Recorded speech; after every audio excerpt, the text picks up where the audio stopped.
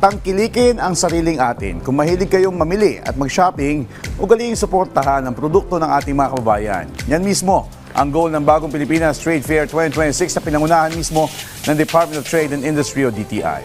Panoorin po natin to.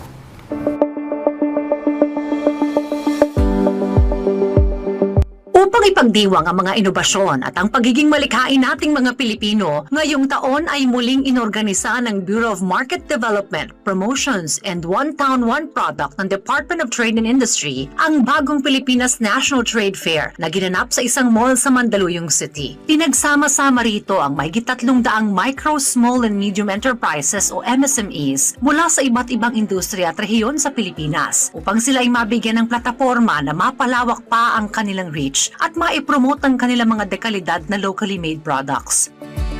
Ito rin ang binigyang diin ni DTI Secretary Maria Cristina Roque sa kanyang ibinigay na mensahe noong siya ay dumalo sa pagbubukas ng National Trade Fair.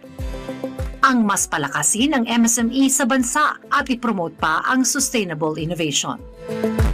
For MSMEs across the country, the DTI is definitely here for you and we will help and assist you as best as we can. We will promote your products whether locally or globally. Maaasahan niyo po kami. Ang directive na to galing sa ating Pangulo na si Ferdinand R. Marcos Jr. The MSMEs help the communities, they provide jobs, and they are actually the strength and the backbone of the Philippine economy.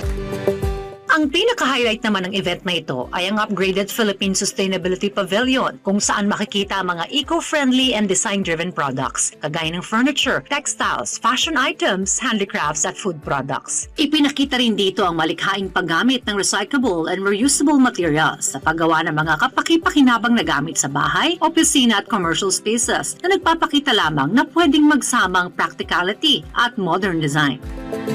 Maliban sa exhibition floor, ay nagkaroon din ng pagkakataon ng mga bisita na sumali sa craft workshops, product demonstrations at cultural performances.